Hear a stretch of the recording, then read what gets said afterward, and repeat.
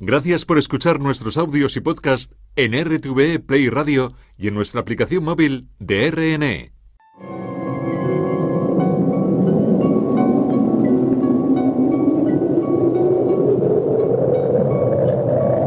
Solo cuando el túnel está en la más absoluta oscuridad es cuando puede volver otra vez la luz.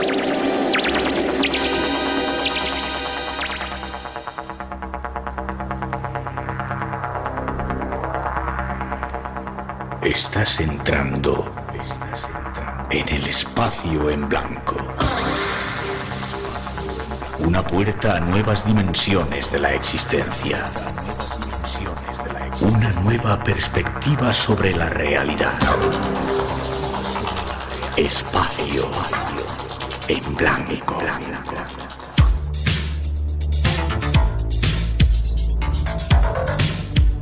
Una producción escrita y dirigida por Miguel Blanco. Temas que solo aquí en el espacio en blanco vas a poder escuchar. Estás en Radio Nacional en un programa especial, en esta ocasión desde una tierra de maravillas.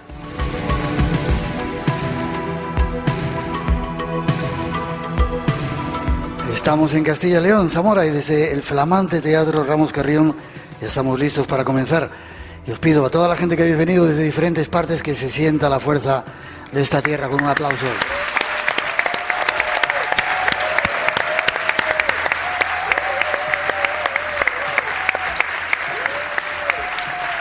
Iniciamos este programa especial con los saludos en marcha.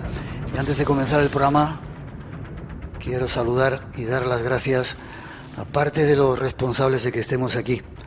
Miguel de Lucas, buenas noches. Buenas madrugadas, amigo. Tío, qué grande eres. Bueno, hombre.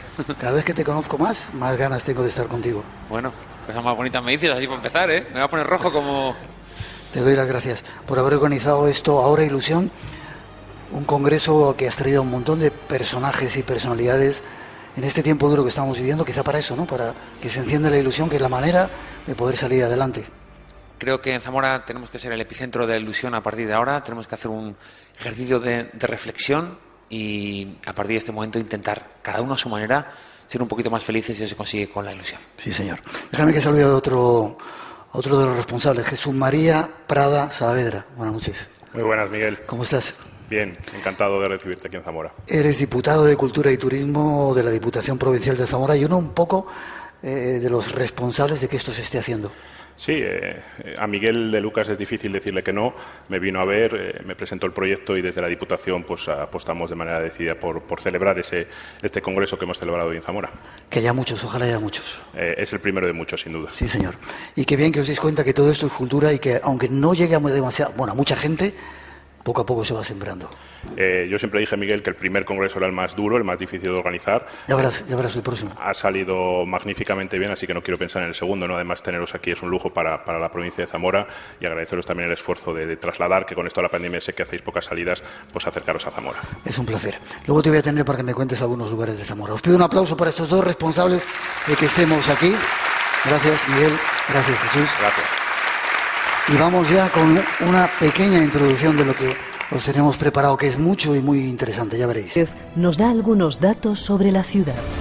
Zamora es una ciudad pequeña y muy tranquila que rara vez sale en los telediarios nacionales o en los pocos documentales que se emiten en la televisión. Pero Zamora es una ciudad de gran presencia y encanto, y en lo que es belleza no tiene demasiado que envidiar a sus más turísticos vecinos, León y Salamanca. Por Zamora pasa el río Duero. Zamora es conocida como la Perla del Duero y también como la Bien Cercada, por lo difícil que fue en su día conquistarla. Hablar de Zamora es hablar del románico, y es que no encontrarás más iglesias románicas en ningún otro lugar del planeta. Si vas a Zamora, será ella la que te conquiste a ti, seguro. Eso y muchas más sorpresas nos esperan en este programa. Muchas voces y...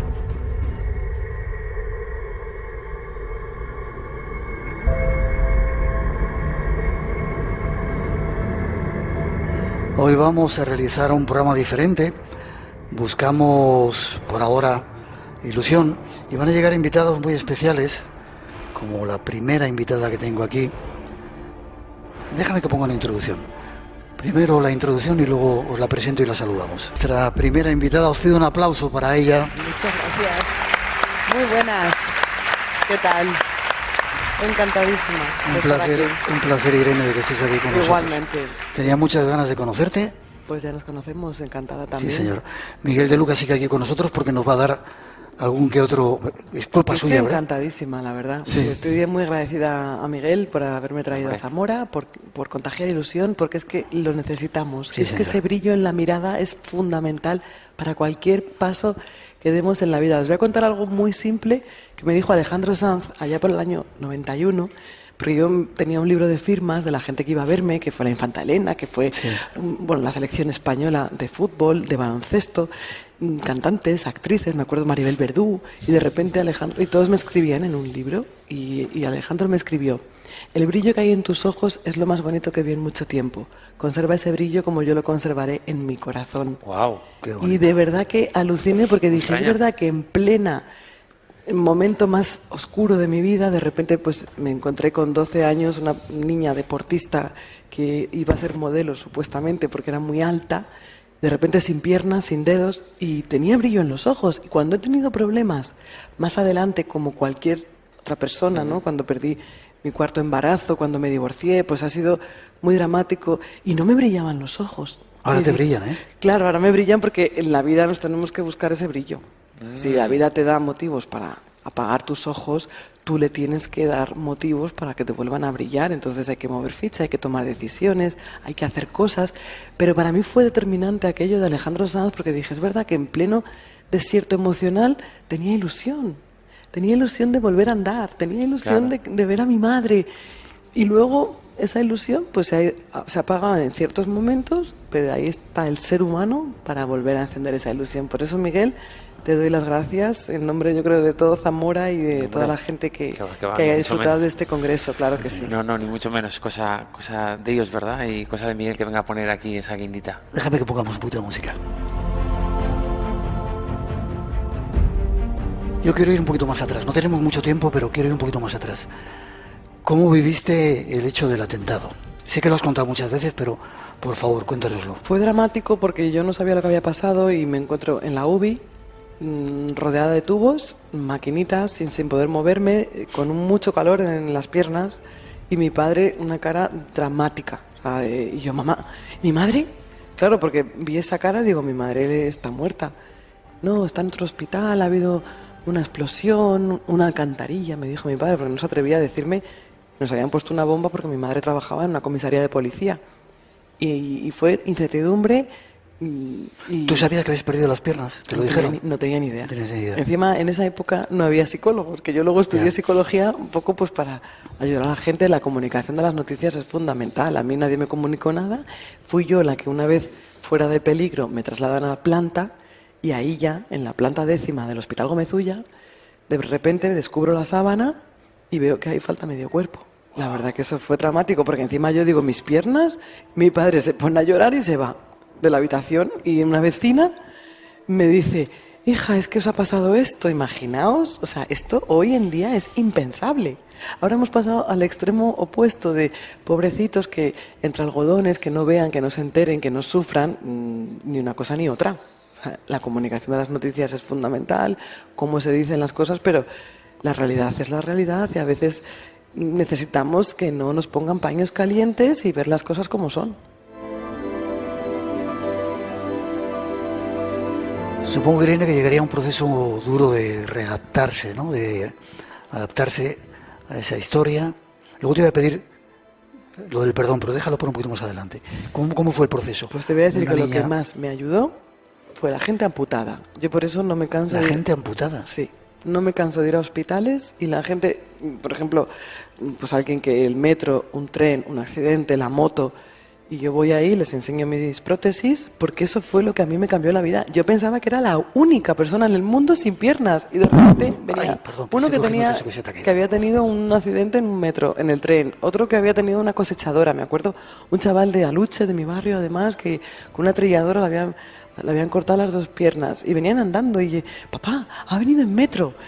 Eso fue lo que a mí me ayudó, a ver gente como yo que caminaba y que tenía una vida normal. ¿Y cuándo perdonaste?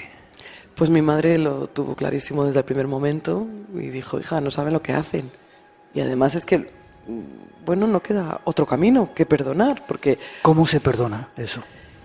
¿Cómo perdonas cualquier cosa en la vida? Y sobre todo algo, a veces nos quejamos por, me ha dejado no sé quién, no consigo esto, joder, perdón. Sí. Cuando vives una cosa como las tuyas, ¿cómo se perdona eso? ¿O cómo perdonamos las cosas que nos ocurren en la vida? ¿O a la gente que creemos que nos hace algo? Después de tantos años y viendo tantas personas que les es imposible perdonar, me he dado cuenta que lo que hay que hacer es tratar de que no entre el odio, porque una vez que entra ese odio y ese rencor, es muy difícil perdonar. Pero sin embargo, cuando tú directamente asumes lo que ha ocurrido, aceptas, comprendes que no tiene ninguna justificación, pero a mí el libro Patria me dio calma en mi corazón. Y en ese momento mi madre fue la que dijo, hija, es que no queda otra opción. No sabían lo que hacían y bueno, nos ha tocado. Hay gente que nace con alguna discapacidad. Al final es todo relativizar, que decía Jaime también, otro de los ponentes en el Congreso, Ahora Ilusión, y aceptar lo que uno no puede cambiar. Y el perdón es una liberación total y absoluta. Hasta que tú no perdonas, vives con ese dolor en tu corazón, en tu vida. Vives con el terrorista, con tu exmarido, con tu suegra, con quien te ha hecho daño día a día. Pero si tú la perdonas a esa persona, perdonas eso que ocurrió, rompes el vínculo con quien te ha hecho daño y te das la oportunidad de ser feliz de nuevo y empezar de cero, sin esa carga que es tremenda. Por eso digo que el perdón libera.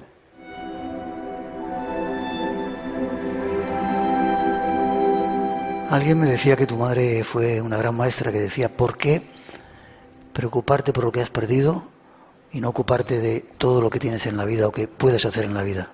Fíjate qué mensaje más simple y más necesario y verdadero. No sé si lo he dicho bien, pero algo lo has así dicho era, ¿no? Fenomenal. Hay que enfocarse en lo que uno tiene y en las posibilidades, no en lo que has perdido y en lo que ya no tiene vuelta atrás.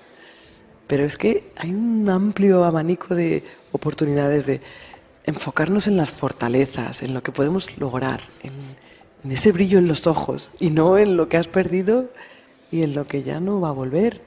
Y es soltar, al final es soltar. Para mí la clave para mí es perdonar, agradecer, porque a veces nos volvemos ingratos y eso también me parece un pecado capital. No agradecer la vida, no agradecer el sol, no agradecer una nueva oportunidad.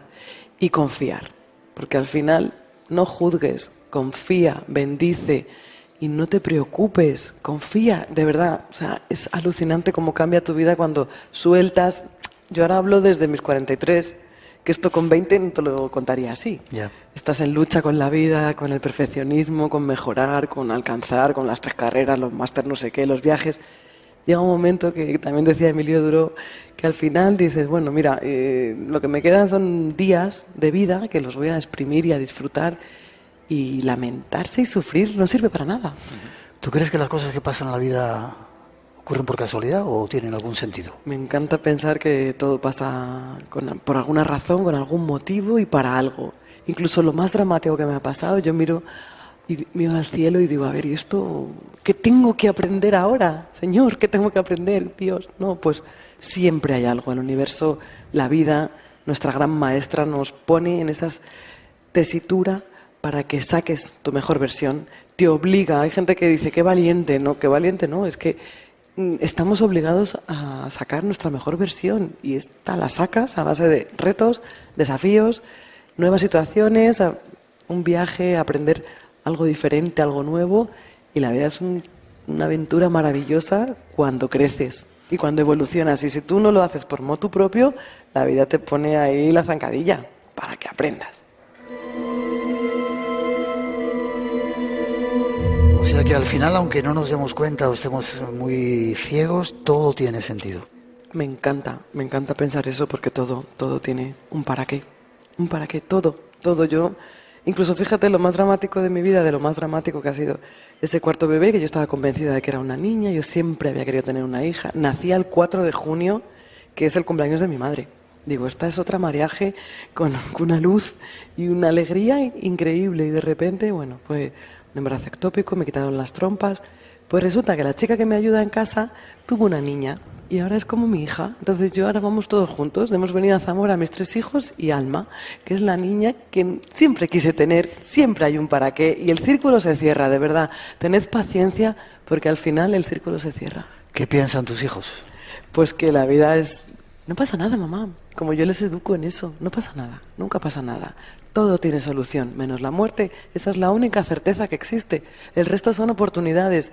Este es un mantra que mis hijos han aprendido y son muy entusiastas y yo aprendo cada día de ellos. Y los de Miguel, ¿qué te voy a contar, verdad? Son nuestros maestros. Pues sí, sobre todo que nos obligan de alguna manera a vivir el presente y a no pensar en el futuro ni a preocuparnos por él, porque no sabemos si realmente llegará, ¿no? Y fíjate, y todo esto además se ha puesto muy de manifiesto cuando de repente todos estábamos en casa y empezamos a hablar de algo que estaba sucediendo en China, ¿no?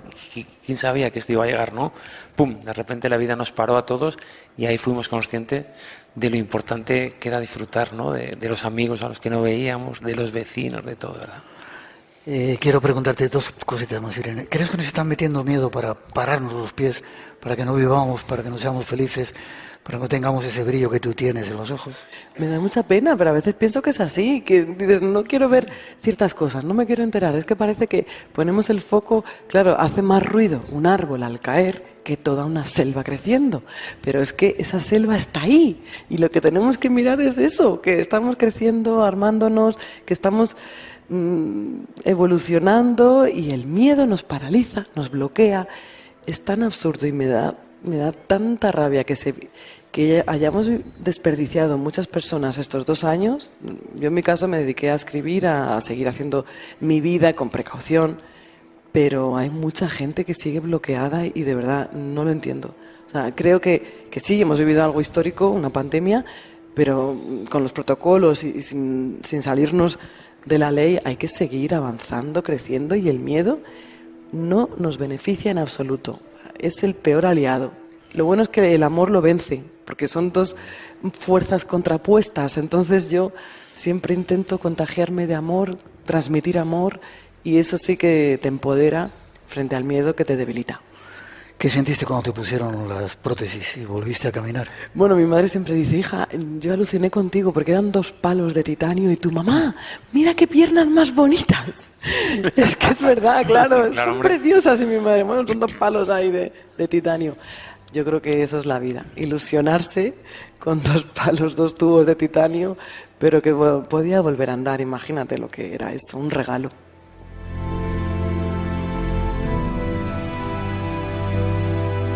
El regalo es que estés aquí con nosotros. Gracias. Y yo te doy las gracias por el ejemplo, por lo que significas. Porque, como te decía antes, hay gente que se queja, fíjate, no he conseguido no sé qué, no he conseguido no sé cuánto. Vivir lo que tú has vivido, superarlo es un ejemplo increíble. Y me gustaría eso. Un último mensaje también tuyo, Miguel, para estos 2 años que ya los has avanzado un poco, porque te has lanzado y has lanzado ya un montón de mensajes.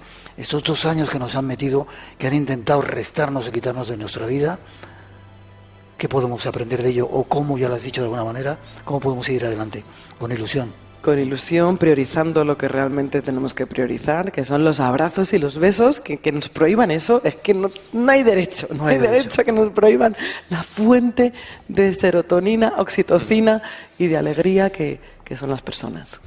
A mí me parece también que estos 2 años nos han servido para ser conscientes de que realmente lo que maneja nuestra vida son los pensamientos. Y aunque sea una frase hecha, pero es verdad, si llegamos a ser de alguna manera capaces, no hay que ser un gran, no sé, un tipo normal y corriente, pero que sea capaz de al menos, el primer paso, ser consciente de que no está pensando de la forma apropiada y que está todo viendo negro, porque es que todos en la vida de alguna manera tenemos algo, aunque sea pequeñito, que es bueno, pero también algo que a lo mejor no es tan bueno.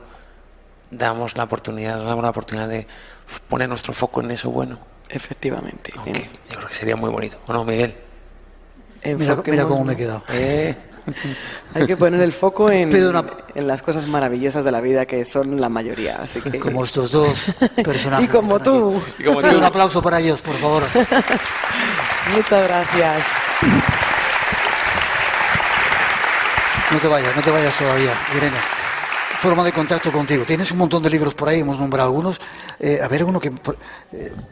Nunca es demasiado tarde, princesa, qué bonito. Ay, qué chulo, la verdad que justo además en Zamora me lo han traído para que lo firmase, tarde, que lo escribí ya en 2013 o por ahí. ¿Forma de contacto contigo? Pues en redes sociales estoy bastante activa, @Irene Villa-, y en Facebook Irene Villa, en fin, nuestra web fundacionirenevilla.org. Tenemos un montón de proyectos y cosas, transmitir ilusión, amor y empoderamiento que hace falta. Sí, señor. Ahí están los contactos. Qué suerte que tener una mami como tú, tienen tus hijos. Igual te digo Gracias. A ti, tener un papi como tú. Gracias, Irene. Quédate, Miguel, porque creo que tenemos muchas cosas que hacer. Gracias por el ejemplo, gracias por haber estado en el Espacio en Blanco. Os pido de nuevo un aplauso. Gracias. Hasta siempre. Gracias. Gracias.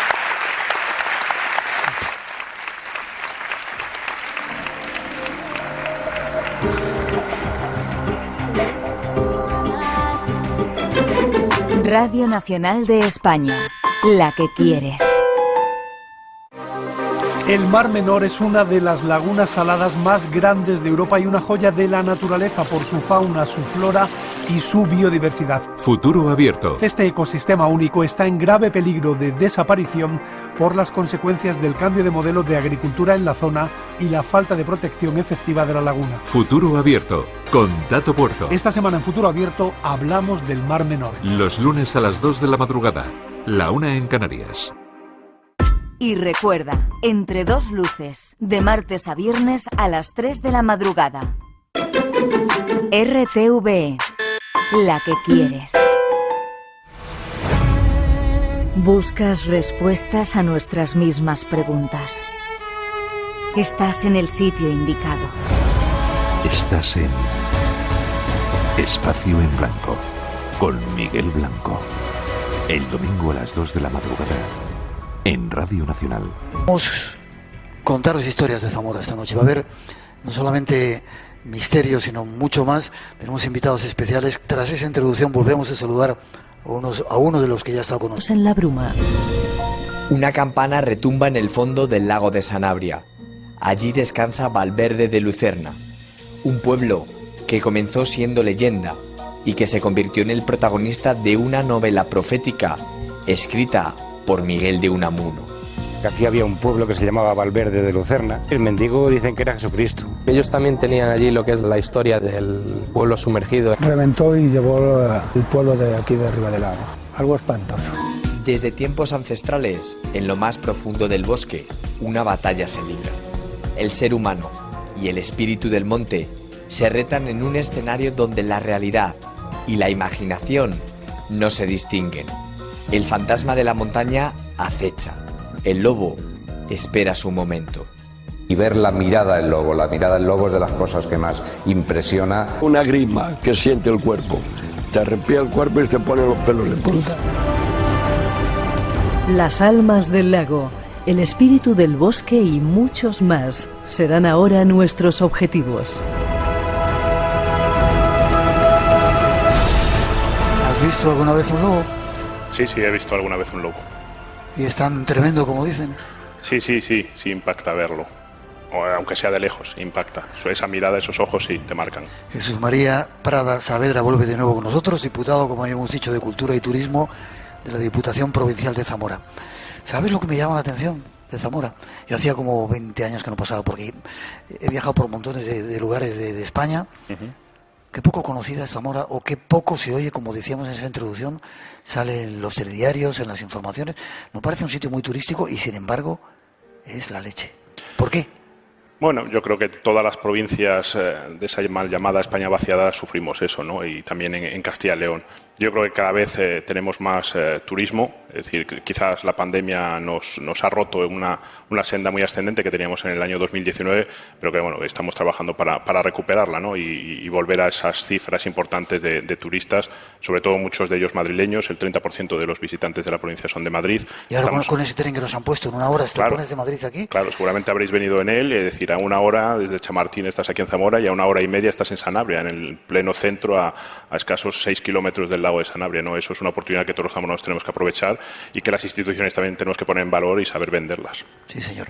Luego tenemos un invitado que nos va a contar leyendas de Zamora, Pero tú eres de Sanabria, ¿no? Sí, bueno, yo soy una mezcla de cosas. Yo nací en Vitoria, me siento zamorano y mis padres son de Sanabria los dos y el corazón siempre tira para donde tira tus ancestros, ¿no? Y me considero también sanabrés. Hay mucha tradición y mucha cultura y mucha historia en esta zona, ¿verdad? Sí, yo creo que hemos vivido también en la zona oeste, sobre todo, un aislamiento secular por las infraestructuras, por la zona de montaña limítrofe con la zona del Bierzo, y quizá ese aislamiento nos ha llevado a mantener muchas tradiciones, muchas costumbres. Incluso todavía tenemos restos de un lenguaje, el sanabrés. Hace poco en la Diputación hemos editado también un libro en sanabrés. Somos una de las provincias con mayores mascaradas de invierno, esos ritos ancestrales que salen en Navidades y en carnavales, en el oeste zamorano sobre todo, y somos una provincia muy rica también en leyendas y en misterios. Yo quiero que me cuentes ahora alguno. Te digo, hay otro invitado que nos va a dar muchos más datos, pero Sanabria, ¿es cierto que suena la campana todavía? Yo no lo he oído. Creo que suena, ¿no? Dicen que tienen que ser los puros de alma. A lo mejor yo no soy tan puro de alma, pero sí he ido alguna noche de San Juan allí, ¿no? Yo siempre cuento la anécdota de un niño sanabrés. La leyenda que antes ha aparecido brevemente de ese mendigo en Sanabria me la contó mi abuelo, con ese lenguaje de abuelo sanabrés, y luego yo de pequeño la mezclaba con la tragedia de Ribadelago. Como saben, en el año 59 se rompió la presa de Vega de Tera y cayó por el cañón del Tera toda el agua que estaba en la presa, que estaba a su máxima llenado, y arrasó con el pueblo de Ribadelago, ¿no? Con más de 100 personas que murieron, ¿no? Y eso, cuando eres pequeño mezclas esas historias, ¿no? Y luego se ha convertido durante muchos años en un poco de tabú en la comarca de Sanabria. Y yo creo que, por ejemplo, este año van a empezar las obras de un museo de la memoria que después de tantos años vamos a conseguir hacer un centro de la memoria en Ribadelago para acordar a todas las personas que murieron aquella fatídica noche y que nunca tenían que haber muerto, porque evidentemente la presa se hizo mal, se hizo con prisa, con malos materiales, y eso provocó que mataran a esa gente, ¿no? Por lo tanto, es una leyenda que lo que dicen luego se hizo casi realidad, ¿no? Porque muchos sanabreses, muchos vecinos de Ribadelago están en el fondo del lago, y se oiga la campana o no se oiga, y están.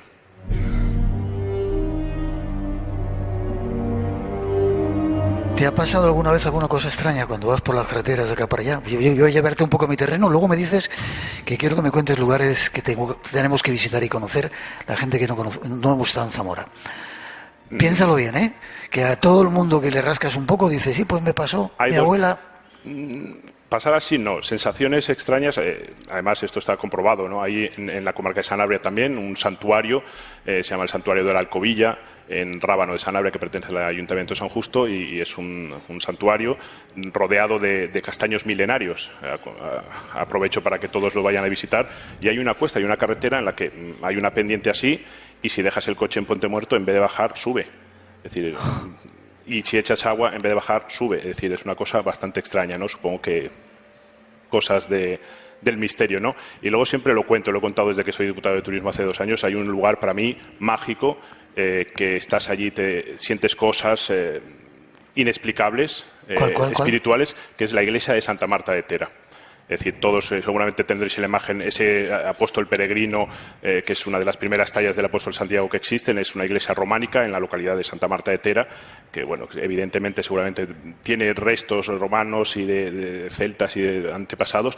Y yo cada vez que voy allí siento una paz interior impresionante. Lo hablo con Celes, la guía de allí, y me dice que a veces ella sí ha visto luces extrañas y cosas que podríamos llamar paranormales, ¿no? En Santa Marta de Tera. Y yo cada vez que voy allí siempre intento escaparme de vez en cuando, porque te da una calma y una tranquilidad pasmosa.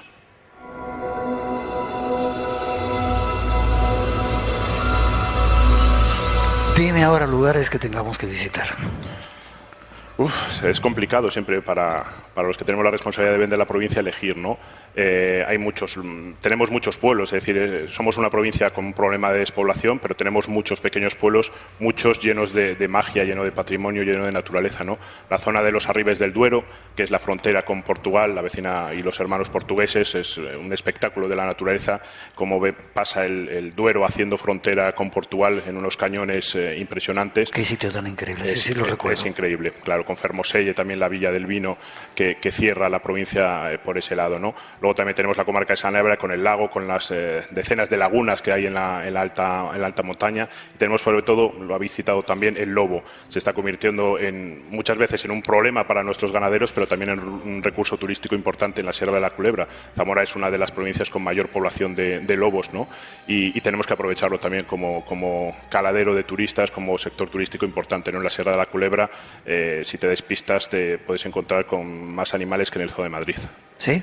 Sí, tenemos ciervos, tenemos corzos, tenemos jabalíes y hay que tener cuidado también en la carretera, sobre todo de noche, porque se te puede meter para el coche sin querer, vamos, los invitas. ¿Y el románico, aquí en Zamora? El románico, antes habéis hecho una apreciación que yo voy a corregirle, es decir, no somos los que más románico tenemos.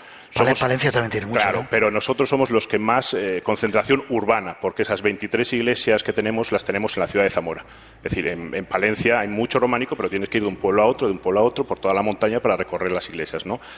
Tenemos la mayor concentración de iglesias románicas del mundo en nuestro casco urbano, 23, ¿no? Pero Zamora es mucho más que románico. Tenemos también naturaleza, con el Duero que nos parte en dos la ciudad. Tenemos modernismo, tenemos Semana Santa, evidentemente, como no hablar de la Semana Santa en Zamora, ¿no? Tenemos muchas cosas, pero sobre todo nuestro mayor potencial es el románico, sobre todo con el buque insignia que es nuestra catedral.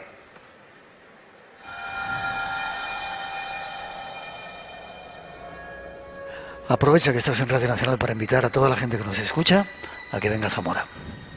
Bueno, yo creo que todos los que nos escuchan les gusta la tranquilidad, les gusta la calma, les gusta disfrutar de las cosas, les gusta la cultura, y Zamora aglutina un poco eso, es ese turismo tranquilo. Ese turismo que cuando va un turista a la playa, a Levante o a las grandes capitales no tiene. Vosotros habéis estado aquí, es una ciudad tranquila, que no necesitas coche, puedes venir en tren y patearte la ciudad de cabo a rabo sin necesidad de coche, puedes escaparte a muchos lugares de la provincia donde en nuestros monumentos, en nuestros museos no vas a tener colas ni vas a tener que coger ticket. Es ese turismo. ¿Son gratuitos? Sí, el 95% aquí es gratuito. Yo soy muy aficionado, por ejemplo, a irme de vacaciones a Barcelona, y a Barcelona casi por mirar un monumento ya te cobran, ¿no? Sí. Aquí no cobramos casi por nada. Entonces es ese turismo tranquilo de disfrutar de la naturaleza, de la tranquilidad, de los paisajes, porque a veces un pequeño pueblo escondido que a lo mejor tiene 15 vecinos es el mejor atractivo turístico que tenemos en la provincia, ¿no? Sobre todo para gente que vive en las grandes ciudades, que vivís en las grandes ciudades, y que yo siempre digo, es decir, estáis deseosos de cambiar esa locura por la España vaciada que tan de moda estamos. Lo hablábamos hoy en la comida. Qué suerte tenéis de vivir, o qué tontos somos los que vivimos en Madrid y seguimos ahí metidos. No lo valoramos, seguramente los zamoranos no valoramos la calidad de vida que tenemos, pero la tenemos. Qué suerte tenéis. Una solución para la España vaciada y te despido. Invertir. La única manera de que la gente se quede en los pueblos, de la gente venga aquí, es meter dinero. Todas las administraciones. Pero eso lo tienen que hacer los políticos, ¿no? Lo tienen que hacer los políticos, lo tienen que hacer las administraciones, pero tiene que ser una solución de Estado. Es una política de Estado. La Diputación de Zamora, todo lo que tenemos lo invertimos en Zamora, y a pesar de eso no dejamos de perder población, ¿no? Tiene que ser una política de Estado que de verdad se apueste por servicios y por dar dinero a quien venga a los pueblos, ¿no? Sin eso no va a haber solución, porque la despoblación no es una moda de los últimos 20 años ni de los últimos 30 años. Mis padres tuvieron que emigrar hace 50 y evidentemente es un problema de atrás, pero que entre todos tenemos que buscar soluciones, y sobre todo no tenemos que hacer política de la despoblación, no tenemos que usarla unos contra otros, tenemos que estar todos juntos para intentar buscar soluciones de verdad y dejar ya las palabrerías.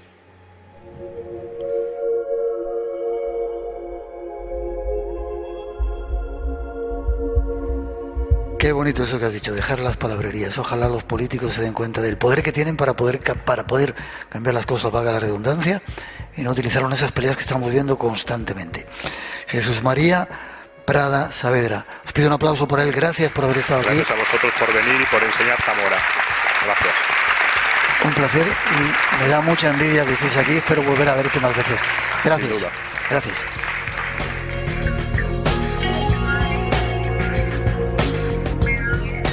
La realidad es más amplia de lo que vemos. Permítete dudar. Traspasa las fronteras de tus sentidos. Asómate a otras verdades.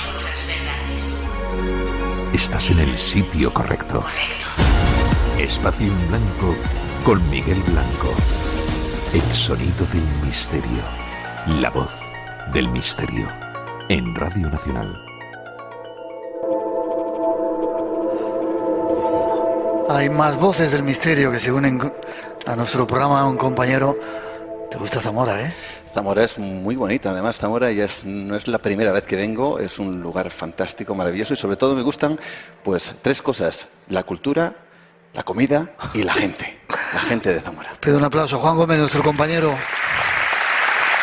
una voz del misterio que desde Cantabria ha venido aquí. Te quiero preguntar un montón de cosas, déjame que vea por aquí. Estábamos preparando un programa en el que queríamos hablar de sucesos anómalos que causaron el curso de la historia. Mientras van llegando otros invitados que van a estar en la segunda parte del programa hablando de ovnis, de brujas y de otro montón de cosas que pasan aquí. ¿Qué sucesos han cambiado la historia? La insulina, por ejemplo, ¿qué pasó? ¿Para quién la descubrió y cómo la descubrieron? Claro, a ver, tenemos quizá, antes de empezar con estas historias, es contar que la historia no solo se cuenta a través de los libros de texto habituales, ¿no? Lo que tantas veces hemos leído, aprendido de tono académico, ¿no? Muchas de estos cambios radicales que han ocurrido a lo largo de esta misma historia se han producido por hechos que son absolutamente anómalos, increíbles, fascinantes al mismo tiempo, pero que se omiten de los libros de texto, no sé exactamente muy bien por qué, pero que han sido la clave para que precisamente se haya producido ese cambio, ¿no? Y uno de ellos es, como bien dices, por ejemplo, la insulina. Vale, ahora nos vas a contar por qué, pero quizá para que vengan esos sucesos habrá que estar abierto, ¿no? Tener ilusión, tener actitud, como decía alguno de los ponentes que han estado aquí, tener los ojos abiertos, los oídos abiertos para que de repente ese chasquido de la vida... Claro. Es que sin duda alguna hay algunos de los ejemplos que hoy vamos a conocer tienen que ver con personas que han estado en busca de algo, ¿no? Que han tenido un objetivo claro, que se han ilusionado muchas veces, que han tenido verdaderos dolores de cabeza, casi han llegado a la obsesión, ¿no? Por conseguir ese objetivo, por tener claro lo que querían conseguir. Y a veces, solo a veces, sucede que la mente puede que sea capaz de conectar con algo que se nos escapa, esa otra realidad. Y esa otra realidad dicen que es capaz de darnos alguna respuesta. Bueno, pues hay ejemplos a lo largo de la historia que se ha encontrado esa respuesta por un suceso extraordinario. Puede ser un sueño premonitorio, puede ser algo que han visto en el cielo, puede ser la aparición de algún tipo de entidad, de ser, de espectro, algo que incluso ha cambiado a nivel local, pero otras cuestiones, otras veces ha cambiado a nivel general, a nivel planetario, ¿no? Y estamos hablando de un suceso anómalo que podríamos enmarcar en el mundo del misterio, además del mundo del misterio más clásico, como puede ser la visión de un ovni, como digo, de un espectro, de un sueño extraño, premonitorio, ¿no? Todas esas cosas que muchas veces hemos hablado en programas como este, pero que pertenecen a un hecho concreto de la historia y que esa historia ha cambiado por ese hecho concreto.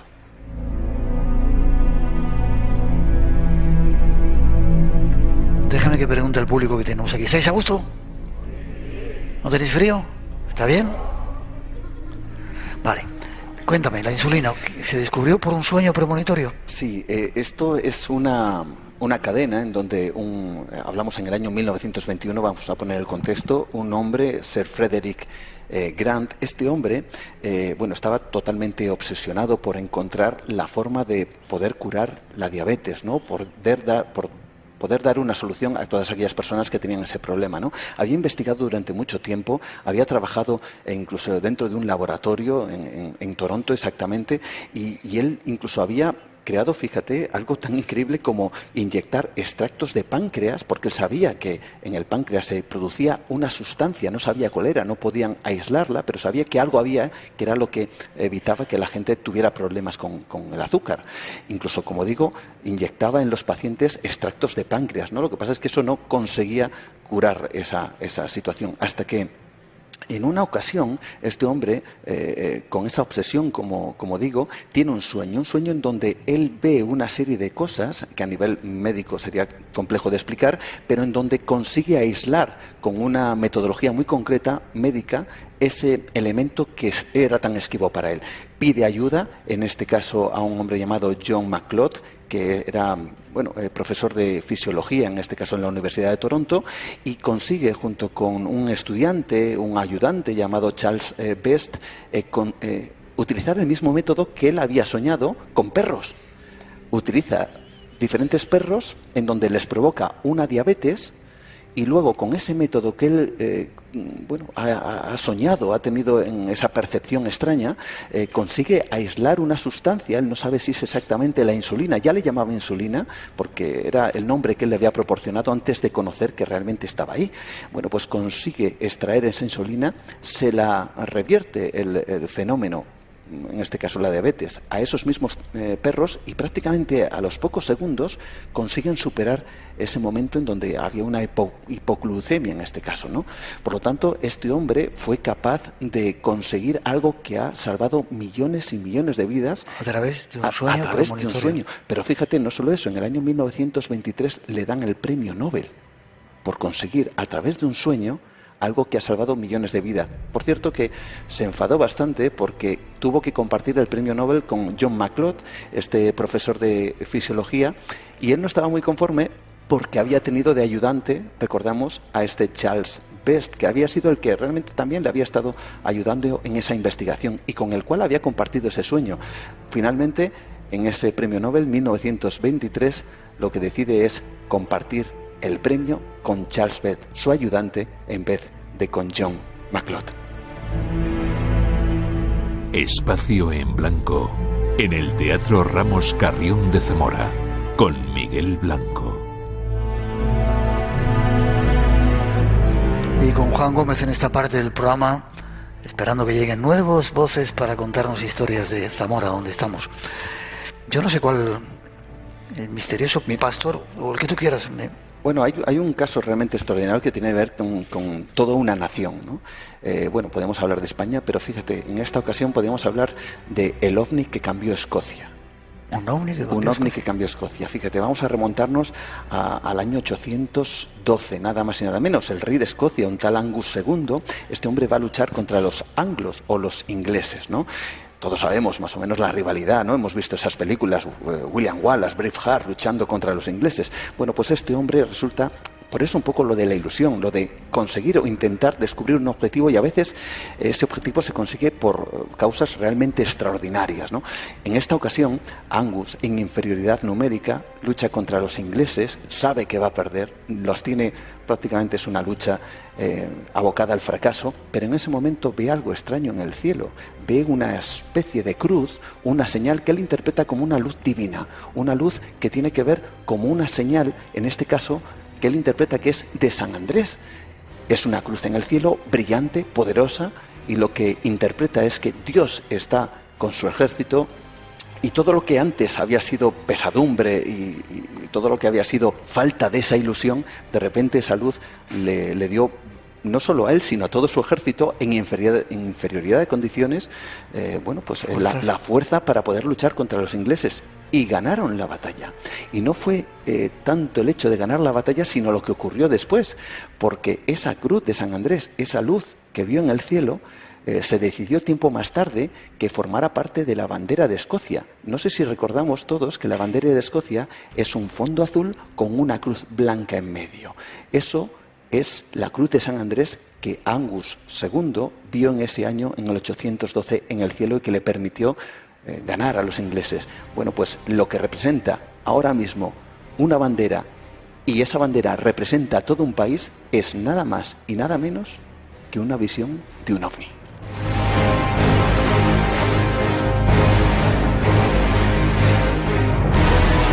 Tenemos 4 minutitos o así. ¿Nos cuentas otra? Sí, hombre, creo que sí. Te puedo contar una que yo creo que es extraordinaria, ¿no? Fíjate, es la de un hombre llamado Ramanujan. Este hombre era matemático, ¿no? Era un matemático curioso, peculiar, porque jamás había estudiado matemáticas.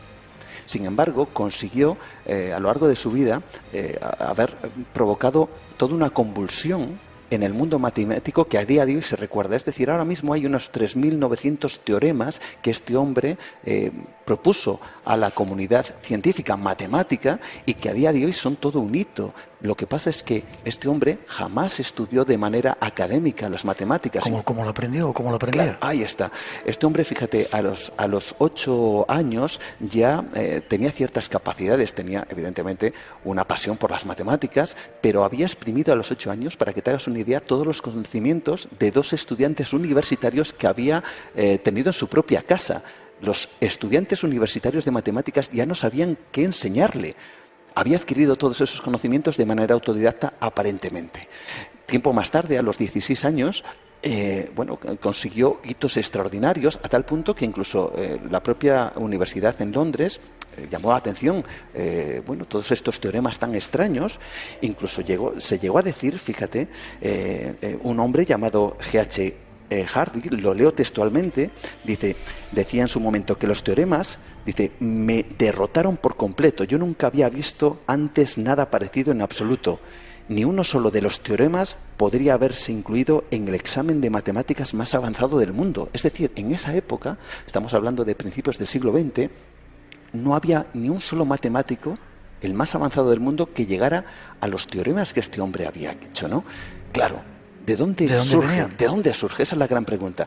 Pues esa fue la pregunta que le hicieron a Ramanujan. ¿De dónde surgía? Y aquí vino lo extraordinario y lo sorprendente. Este hombre dijo que se le aparecía una deidad, una entidad que él asociaba a una... hay que decir que este hombre era indio, y a una entidad o una deidad familiar. Y lo decía de esta manera tan increíble. Decía que se le aparecía este personaje que desenrollaba una serie de papiros, podríamos denominarlo así, con códigos matemáticos, con estructuras matemáticas que él conseguía aprender, asimilar y luego aplicar a sus teoremas. Teoremas que, como digo, dejaron convulsionados y que a día de hoy son un referente en el mundo de la matemática desde, como digo, de principios del siglo XX, ¿no? Estamos hablando de alguien que sorprendió a todo el mundo, no porque hubiera leído libros, no porque hubiera tenido estudios académicos, sino simplemente, y tan extraordinariamente, porque había recibido los conocimientos de un ser divino que desenrollaba esos mismos conocimientos y él asimilaba para luego hacer unas teorías y unos teoremas tan imposibles que la comunidad matemática a día de hoy sigue sin creérselo.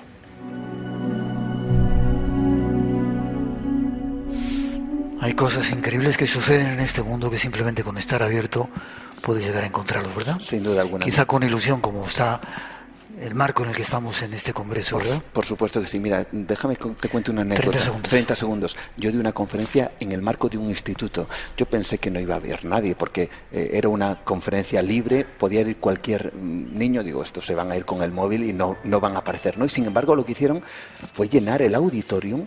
Nadie sacó el móvil contando estas cosas. Y yo recuerdo cómo la profesora de historia en ese caso me dijo: creo que nos estamos equivocando en algunas cosas como las estamos enseñando a los niños, ¿no?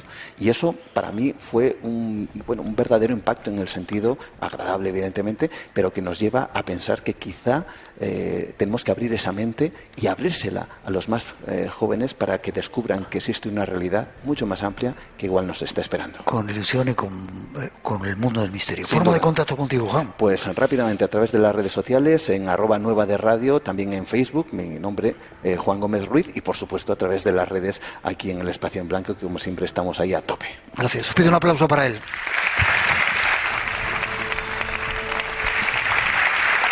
Y nos vamos por el momento, vamos a hacer una pausa, llegan nuestros compañeros de la información y enseguida regresamos a este Teatro Ramos Carrión con este programa especial que estamos haciendo desde Zamora. No os perdáis la segunda hora, que viene con muchas sorpresas. Redes sociales abiertas, Blanco Radio y mucho más. Seguimos en el Espacio en Blanco, no os vayáis.